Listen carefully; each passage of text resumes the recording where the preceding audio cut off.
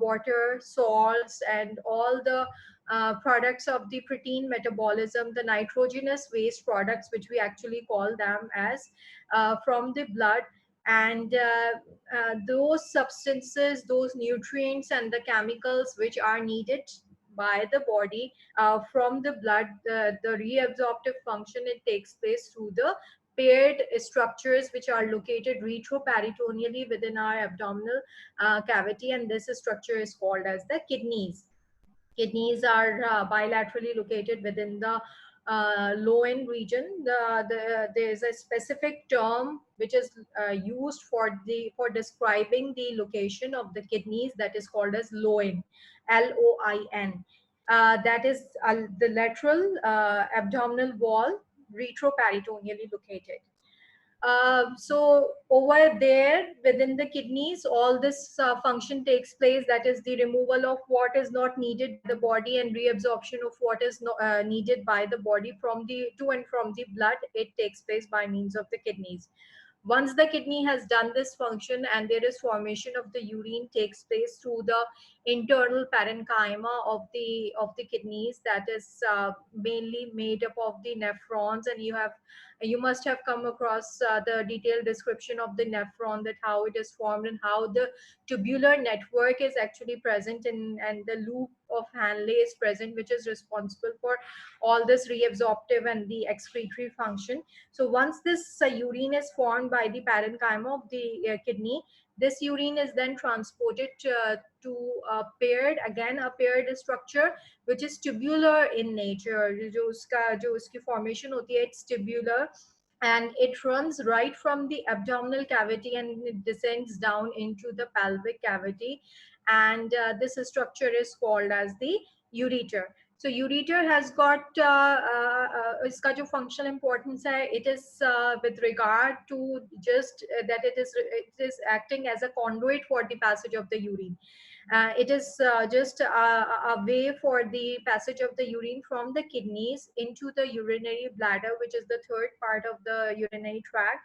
And this structure is actually a bag-like structure which is responsible for holding the urine or for storage of the urine. This urinary bladder has got a storage capacity of about 500 ml, and once this capacity it fills, then the feeling of voiding it begins in this subject. And this urine, it then flows into the exterior of the body via a muscular structure, a fibromuscular structure, which is called as the urethra, which is responsible for excreting the urine from the bladder to the outside of the body. Okay, I have seen one raised hand. Can you please tell me who has raised hand and what is the problem?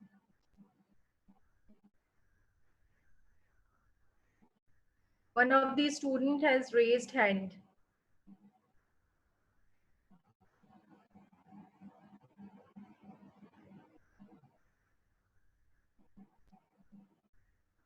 Okay. Yes, Amna was there. Okay, it's okay.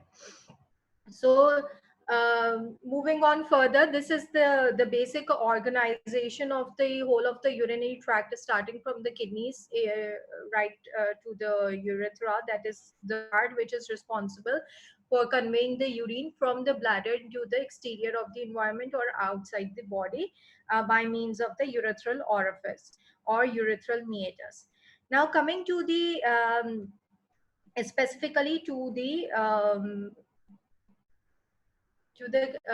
blood supply and the lymphatic drainage of the kidneys, let's first have a look at the functional segments of the kidneys. The kidneys have been functionally divided. That is just a functional classification. There is no clear-cut structural demarcation which is dividing the kidneys.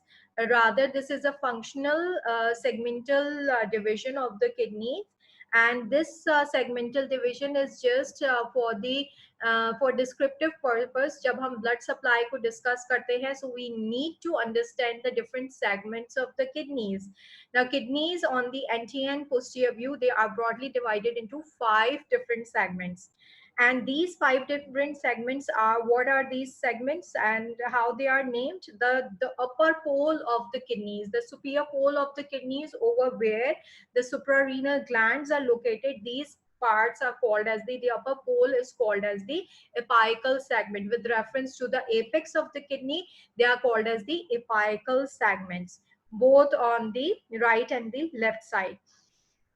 Then when we come at the lower pole of the kidney, बिल्कुल जो नीचे का part होता है, that is somewhat a convexity at the lower pole. That part, that segment is called as the inferior segment of the kidney. ठीक है?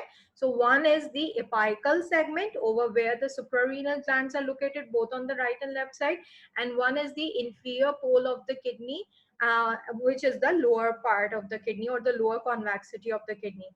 Then if we look at the anterior side, in the middle, in the part which is located between the apical and the inferior segment, if you look at the picture, the anterior view of the kidney, there are 2 segments located, which one is called as the superior segment and the other one is called as the middle segment. So in this way, there are 2 central segments between the apical and the inferior poles of the kidney, and they are labeled as the superior and the middle segments. While in contrast to that, if you look at the posterior aspect of the kidney, you would be able to see that there is a single segment running between the apical and the inferior pole of the kidney, and that is called as the posterior, that has been labeled as the posterior segment of the kidney. So in this way, we have got 5 segments: the apical segment at the upper pole, the inferior segment at the lower pole. In between both of them, on the anterior aspect, we have got 2 segments, that is the superior segment and the middle segment. And if we look at the posterior aspect of the kidney, we are able to see a single segment, that is called as the posterior segment of the kidney. Now the segmental blood supply to the kidney is based upon these segmental, functional segmental division of the kidneys. Now have a look at this slide. Now what will happen? The blood supply to the kidney is very rich.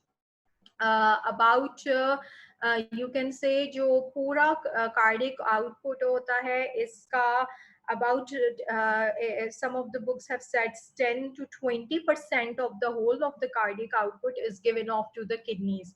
So the kidney has got a rich blood supply, because the why it has got a rich blood supply, because the filtration of the blood, the ultimate filtration of the blood is this function is actually being performed by the kidneys. So how the blood is given off to the kidney? This is given off by means of the renal arteries. They are major division of the abdominal aorta, which origins or which begins at the level of first and second lumbovertebral segment. So at that level, this renal arteries, which are paired structure, they gets originated. The right renal artery is a bit longer as compared to the left renal artery, and both of these renal arteries, when run, they are associated with they run in accordance with the right and left domes of the diaphragm. If in particular we talk about the right renal artery, the right renal artery has got a relation with the right dome of the diaphragm, with the head of the pancreas, and with the descending part of the this small intestine. That's duodenum, the first part of the small intestine, the descending part of the duodenum. So it has got a relation with these 3 structures, as well as the liver on the right side. And if we in particularly talk about the left renal artery, so left renal artery, it is somewhat shorter in length, smaller in length as compared to the right-sided artery.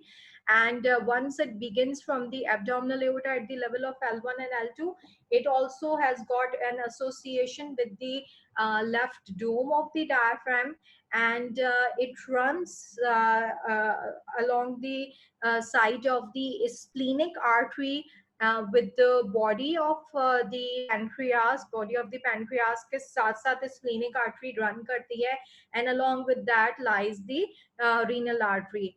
And so it has got a relation with the splenic artery, with the body of the pancreas, with the spleen itself, and it ultimately enters via the hilum of the left kidney into the renal parenchyma.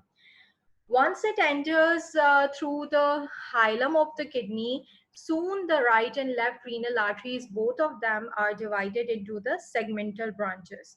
Now, these segmental branches are 5 in number, in accordance with the 5 functional segments of the kidneys. The first branch, which is given off, which is shown in the picture as well, if you look at the square boxes which are shown in the picture, you would be able to see the first branch, which is which is shown over here, is the superior segmental artery. The superior segmental artery is responsible for giving the blood supply to the apical segment. If you remember, मैंने आपको बताया कि जो upper pole पे होता है, that is called as the apical segment. So superior segmental artery, it gives the blood supply to the apical segment. Then comes the middle segment, the middle portion, that is divided into the superior and the middle segments. So the superior segment, it gets its blood supply from the anterior superior segmental artery. Okay, there is anterior superior segmental artery, which is shown in the picture just below the superior segmental artery. Then if you look more downward, you would be able to see the anterior inferior segmental artery. So anterior inferior segmental artery is basically responsible for giving the blood supply to the middle segment of the on the anterior aspect of the kidneys. And the lower pole, which has been labeled as the inferior segment, it gets its blood supply from the inferior segmental artery, which is also shown on the right side of the picture. If you look, you would be able to see a square box which is being labeled as the inferior segmental artery. So in this way, this blood supply, it takes place on the anterior aspect of the kidney, that is superior segmental artery to the upper pole, inferior segmental artery to the lower pole. The central segments are being given off by the anterior superior segmental artery and the anterior inferior segmental artery. And when we look at the posterior aspect of the kidney, we know that there is a centrally located single segment which is called as the posterior segment, and that posterior segment is being given off by the posterior segmental arteries, which is also shown in the picture. In the square box in the picture, you would be able to see the posterior segmental artery. So in this way, right from the beginning, जैसे ही renal artery it gets entered into the through the hilum of the kidney, it gives off 5 segmental divisions which are being shown over here. ठीक है?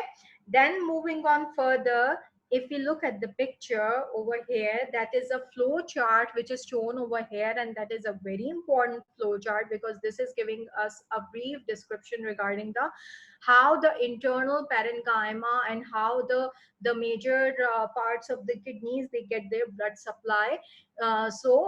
We are going to have a look over here. So please concentrate on the flow chart. So the first is the renal artery, which gets entered through the hilum, and from the hilum segmental division it takes place. I hope you have got understanding regarding the segmental arteries. Once these segmental arteries, they enter and they have given the blood supply to their respective segments, they divide, they enter into the renal pyramids. And renal pyramids, at the level of the renal pyramids, they divide into the interlobar arteries. First, there is interlobular arteries, which are actually giving the blood supply to the lobules of the kidney, and then in between the lobes of the kidney lies the interlobar arteries, which are at the level of the renal pyramids. Then what will happen, that these interlobar arteries will run further downward and further, you can say inward, and at the level of the corticomedullary junction. Okay, we know that the kidney renal parenchyma is divided into an outer cortex and an inner medulla. So at the junctional point of the renal cortex and renal medulla, there is formation of there is given off by of the branches of the interlobar arteries, that is called as the arcuate arteries. Now, why they are called as arcuate arteries? Because they are sort of present in an arch shape manner. ठीक है, arch जैसे बनता है उसी shape में, because the corticomedullary junction is basically present in an arch shaped manner. So definitely जो blood supply होगी उसकी वो भी arch shape manner में ही मिलती है उसको, and because of that shape the arteries are being labeled as the arcuate arteries. Furthermore, these arcuate artery then give off the branches which are the cortical radiating arteries. Radiating pattern में क्योंकि हमें पता है कि जो parenchyma है वो present होता है, so there are branches which are given off by the which are being labeled as the cortical radiating arteries, and they are also called as the interlobular arteries, which are giving the blood supply to the different lobules of the kidney. And finally they give off a small branches, the branches which are of very small diameter, and these are called as the afferent arterioles. Now these afferent arterioles, they enters into the glomerulus. The glomerulus is a part which is responsible for the filtration of the blood. जो ultra filtrate of blood होता है, that is, this function is actually being performed by the glomerulus. So definitely, because this ultra filtration is, it has to be taken place, so so the blood supply, it also needs to be very fine and very minutely placed, so that none of the segment it should be left over.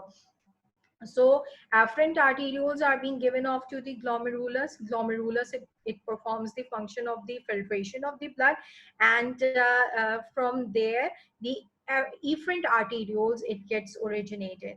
Now efferent arterioles basically are responsible, please keep this in your mind, that efferent arterioles are responsible for the formation of the peritubular capillary plexus. This could be the thing which can come in your MCQs, that which part of the renal circulation is responsible for the formation of the peritubular capillary plexus, and that is the function given off by the that is the plexus being formed by the efferent arterioles.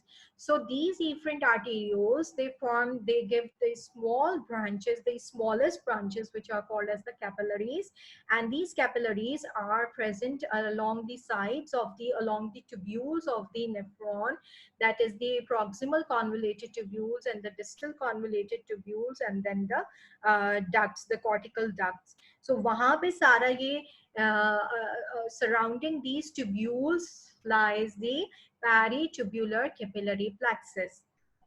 And these are very minutely placed blood vessels. So from these efferent arterioles, it has formed the peritubular plexus, capillary plexus surrounding the PCT and the DCT and all that. And also they are responsible for the formation of the vasa recta. Now, what is vasa recta? The word vasa stands for the vessel, and recta means straight. Okay, both of them are the Latin terminologies, which means straight arteries, straight vessels. So these straight vessels are basically they are surrounding the loop of Hanle. We have got a ascending limb of the loop of Hanle. There is a descending limb of the loop of Hanle. So both of these limbs are being surrounded by the straight branches, which are given by the straight arterioles, which are being given off by the efferent arterioles, and they are called as the vasa recta. So from the vasa recta and from the paritubular capillary plexus, both of them are, which are formed by the efferent arterioles, they then um, uh, now their function of the filtration of the blood has been performed, and now what is left over, what is the leftover product of the blood which is not needed by the body, it ultimately has to be drained by the venous blood. So from that capillary plexus, we know that the one end of the capillary plexus is an arteriolar end, and the other end of the capillary plexus is a venous end. So from that venous end of the capillary plexus, the venules they start forming. ठीक है, तो जिस तरीके से minute arterioles थी, वहीं से then there is formation of the venules, and then they carry the blood to the nephrons. So similar to the interlobular artery, or which are called as the cortical radiating arteries, there is formation of the cortical radiating veins or the interlobular veins. These interlobular veins then give off the blood which is not suitable for the body. This blood is then given off to the arcuate vein, which we know that this arcuate vein, it is present at the site of the arcuate artery, that is the corticomedullary junction. And from here, then the veins, they go to the interlobar veins, which are present between the lobes of the kidney. Then finally the same segmental veins, जैसे segmental arteries थी, उसी तरीके से each of the renal segment would get its blood supply from the segmental vein. And finally these 5 segmental veins, they join together to form a renal vein, which then exits through the this hilar region, and from the hilar region it drains, ultimately drains into the inferior vena cava. So this is about the blood flow through the urinary system, through the renal system, that how this formation of the capillary plexus and how the arterial and venous drainage of the kidney, it takes place. Now moving on further, this is all we have done. Now the renal vein, which emerges from the hilum in front of the renal artery, it drains into the inferior vena cava. We have already discussed that. The left renal vein is long as it courses in front of the aorta to drain into the inferior vena cava. This is in contrast to the renal artery. Renal artery, the left renal artery is smaller in size as compared to the right renal artery, but the left renal vein is longer in size as compared to the right renal vein. And tributaries of the left renal vein are also the left gonadal vein, that is the left testicular or the ovarian vein. They also drain into the left renal vein. There is left adrenal vein. It also drains into over there. And ascending lumbar vein, which is also responsible for the formation of the accessory hemiazygous vein. So this ascending lumbar vein, it also drains into the left renal vein. That's left adrenal vein, the left gonadal vein, and the ascending lumbar vein. They all are the tributaries of the left renal vein, while the right renal vein is of a smaller size and it ultimately directly drains into the inferior vena cava. Similarly, we know that the right gonadal vein, it also drains directly, and the right adrenal vein is also drained directly into the inferior vena cava. It do not need to come into the right renal vein because of their course, because of their close relation with that of the inferior vena cava. So moving on further, When we look at the lymphatic drainage of the kidneys is again very important. Why? Because of the fact that the diseases, specifically the carcinoma of the kidneys, it has got a lymphatic spread, and this lymphatic spread, it has got a very rapid rather lymphatic spread, and this lymphatic spread, it takes place through the lumbar, the right and left lumbar lymph nodes. Now, if you look at the picture, you would be able to see some of the lymph nodes which are shown in green color. Okay, and these lymph nodes are basically located surrounding the abdominal aorta and the inferior vena cava. So that's why broadly they are called as the lumbar lymph nodes, but specifically they are called as the para-aortic and the caval lymph nodes in association with the abdominal aorta and the inferior vena cava. So these green colored lymph nodes are the lumbar lymph nodes, and the whole of the lymphatic drainage from the kidney, it goes into this lumbar group of lymph nodes. Then comes the next segment of the urinary tract, that is the ureter. Now ureter, as I have told you, that ureter, it has to go or it has to cross a long course from the abdominal cavity into the pelvic cavity, and it crosses many of the important structures. And during its passage, it has got certain constrictions which are also present, structural constrictions which are present at the level of the uretero-pelvic junction, and at the level of the pelvic brim while it crosses the pelvic brim, and when it enters into the bladder. Now, these structural constrictions are also important because these are the site of the stone impactment, or you can say the site of the stone lodging. These are the sites where the if any stone present in the lumen of the ureter, the ureteric constrictions, they are responsible for causing the obstruction of the ureter. Once the obstruction of the ureter, it takes place at these sites of constriction, what will happen, that the blood flow to the ureter is also compromised. So, and this is an extremely painful condition as well. So the patency of the lumen of the ureter, it needs to be retained, and it is very important from its functional aspect as well as the structural integrity. And what is the source of the blood supply to the ureter? As it goes downward from the abdomen to the pelvis, so different sources of blood supply, they are responsible for giving the arterial supply to the ureter. And these are the sources, that is when it is in association with the kidneys, that is from the renal pelvis, the ureter, it gets emerges out, and then it descends downward. So at the level of the uretero-pelvic junction, this area of the ureter, it gets its blood supply from the renal artery. The renal artery itself is responsible for giving a ureteric branch, which gives of the blood supply to this segment of the ureter.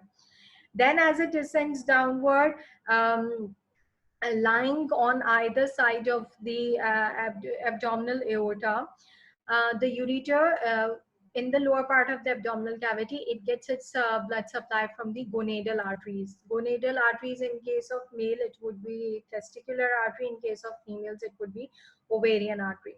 So that blood supply in the lower abdominal part, it is being given off by the gonadal artery. Then at the level of the pelvic inlet, or when it crosses the pelvic brim, which is labeled as number 2 in the picture, this part is given off, the blood supply is given off by the common iliac arteries. Okay? At that level, the blood supply is given off by the common iliac arteries, and then when it descends downward, it approaches towards the urinary bladder. At this level, the blood supply is given off by the external iliac artery. So throughout its course, the blood supply is given off in relation to the structures which are actually related to the kidneys, to the ureter. That is when it is emerging out of the kidneys. It gets its blood supply from the renal artery. Then in the lower abdominal cavity, it gets its blood supply from the gonadal artery, and then further downward, the common iliac artery. And when it comes in close association with the urinary bladder, it gets its blood supply from the external iliac artery.